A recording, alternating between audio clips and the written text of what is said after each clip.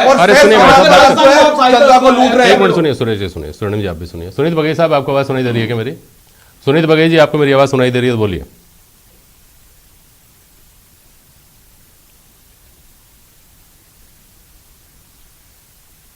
इतने वरिष्ठ सदस्य हैं दोनों पार्टियों के, मैं कुछ आंकड़े प्रस्तुत करना चाहता हूं जिससे ये स्थिति स्पष्ट होगी कि हमारे यहाँ टैक्स की रेट क्या होनी चाहिए। मैंने आज सीएम महोदय के समक्ष ये पेश किया है कि पंजाब हमसे 1/3 हिस्सा है, हरियाणा हमसे 1/3 हिस्सा है। आज से 10 वर्ष पूर्व जो हमारी बिक्री थी वो आज घट के लगभग 30% कम हो गई है। एक और पूरा भारतवर्ष प्रगति कर रहा है, हर वर्ष बिक्री बढ़ रही है और हमारे यहाँ बिक्री 30% घट गई है। ताजा आंकड़े बताता हूं कि पंजाब में 550 करोड़ लीटर डीजल बिक रहा है, हरियाणा में 450 करोड़ लीटर डीजल बिक रहा है और राजस्थान में सिर्फ 390 करोड़ लीटर डीजल बिक रहा है, जबकि हमारी स्टेट की साइज इन दोनों स्टेट से 3 गुना ज्यादा है। अगर ये ध्यान रखें, और मैंने आंकड़े दिए हैं कि 40% बिक्री केवल पंजाब हमारे राजस्थान की कर रहा है, अगर वो हमारे पास वापस आ जाए तो हमें 220 करोड़ लीटर अधिक बिक्री होगी। 30% सेल हरियाणा हमारी कर रहा है, अगर वो वापस आ जाए तो एक आम आदमी की क्वेरी है मेरी बात सुनिए। क्या ये जो आप बता रहे हैं कि वहाँ पर ज़्यादा बिक्री है, हमारे यहाँ कम बिक्री है, तो जो मालवाहक जो व्हीकल्स हैं वही वहाँ से डीजल पेट्रोल भरवा रहे हैं ना, यहाँ का आदमी तो वहाँ जाकर भरवा नहीं रहा। तो क्या ये जो फर्क है इतना बड़ा आंकड़ों में जो आप बता रहे हैं, ये इस वजह से है कि सीमावर्ती जिलों के लोग दूसरे राज्य में जाकर पेट्रोल भरवा लेते हैं, या फिर जो ट्रांसपोर्टर्स हैं या जो ट्रांसपोर्टेशन के काम जो साधन आते हैं वो वहाँ से पेट्रोल भरवा के आते हैं या जाकर वहाँ भरवाते हैं? ऐसा है क्या? इतना फर्क इसलिए आ जा रहा है क्या सुनीत बघेल साहब, या आम दिनों में भी फर्क रहता ही है इतना? नहीं सर, 3 तरह के काम हो रहे हैं। एक तो राजस्थान में से जो भी ट्रक गुजर रहा है वो यहाँ से डीजल नहीं ले रहा है, वो हरियाणा या पंजाब जहाँ जा रहा है वहां से डीजल ले रहा है और उसने डबल टंकी लगा रखी है, वहां से डीजल लेके सीधा वापस गुजरात की तरफ निकल जाता है, उसको डीजल रास्ते में नहीं लेना पड़ता। दूसरी बात, आपके जितने भी गाड़ियां रोडवेज समझ लीजिए और गाड़ियां समझ लीजिए जो दिल्ली की तरफ जा रही हैं वो सब हरियाणा से डीजल ले रही हैं।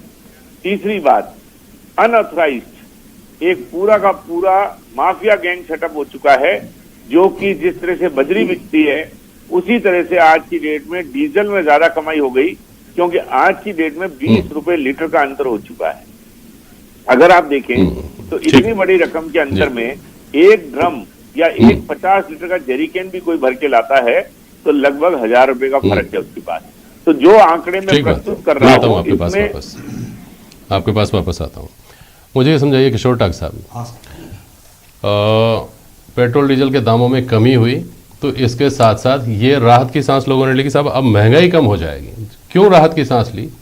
क्योंकि ये जो रोज़ रोज़ दरें बढ़ने का सिस्टम शुरू हुआ है अंतर्राष्ट्रीय बाजार के साथ जोड़ करके, उससे पहले का जो समय था उसमें 50 पैसा 1 रुपया अगर पेट्रोल डीजल में बढ़ जाता था ना तो ये हो जाता था अब महंगाई बढ़ जाएगी। 2 रुपये अगर बढ़ गए डीजल में तो ये हो जाता था कि महंगाई बढ़ जाएगी। अब तो खैर 20-30 रुपये बढ़ चुके हैं और वो दौर ही बहुत पीछे छूट गया।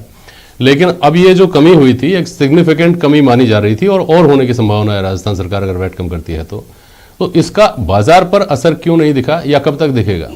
टाक साहब।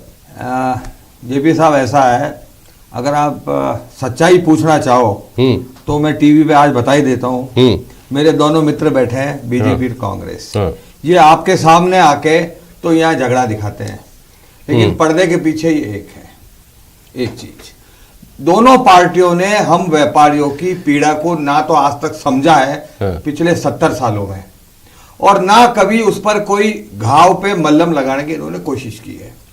50 रुपया आपने जो है पेट्रोल का डीजल का बढ़ा दिया, फिर 10-12 रुपए उन्होंने कम कर दिया, 5-10 रुपए ये कर देंगे, वो यहाँ आके उनको दोष दे देंगे, वो इनको दोष दे देंगे। ये भी क्यों कम किया है साहब इन्होंने? क्या जरूरत थी इनको कम करने की? क्योंकि आगे चुनाव है ना साहब। तो ये सारी चीजें जो है ना सब ये दिखाने करने के लिए है। लेकिन मैं अभी ये चाहूंगा कि सरकार को चाहिए कि डीजल और इसके जो है ना साहब पेट्रोल के दाम नहीं घटाए, उल्टा अगर समझे तो 2-5 रुपए बढ़ा ले। क्यों? उसका कारण क्या है साहब? हाँ। कि एक तो सारे हैबिचुअल हो चुके हैं, आम जनता भी हो चुकी है और व्यापारी भी हो चुके हैं। मैन्युफैक्चरर्स ने जो अपना एमआरपी था वो लगा के और बाजारों में माल दे दिया। हम लोगों को तो जो 2-5% कमीशन मिलता है माल बेचने पे छोटे दुकानदारों को, हमें तो वही मिलेगा, उससे ज्यादा हमें कुछ मिल नहीं सकता। अब इनके 10 रुपए कम करने से ना तो वो जो है माल पे एमआरपी कम कर सकते हैं। अब जैसे मान लो फॉर एग्जांपल कोई चीज अभी 50 रुपए की है, अब इन्होंने आज 10 रुपए कम कर नहीं आप नहीं कर सकते, आप उसके एमआरपी कम नहीं कर सकते। लेकिन एक मिनट मेरी बात सुनिए। अब मैं जो ये कह रहा हूँ, आप दाम कम मत करो, आप बढ़ा दो दाम, और उस पैसे का ईमानदारी से आप जैसे मान लो 500 करोड़ रुपए आपका इकट्ठा हो गया, आज आप 10 रुपए कम कर रहे थे ना, हम कह रहे हैं आप 5 रुपए बढ़ाओ, 15 रुपए हो गए, तो आपके पास मान लो 5,000 करोड़ रुपए इकट्ठा हो गया, तो 5,000 करोड़ रुपए का आप मल्लम खरीदिए। अब आप उस मल्लम का क्या करेंगे? आप उस मल्लम का वो काम कीजिए जिससे आपका राजस्व बढ़े और हम भी जो है राहत की सांस लें। और आम आदमी का क्या होगा भाई साहब? नहीं सर, आम आदमी का भी होगा ना। इसके लिए आप कह रहे हैं कि 5 आज आप मेरी बात सुनिए, 20% नौकरियां जो है सरकार की, बाकी तो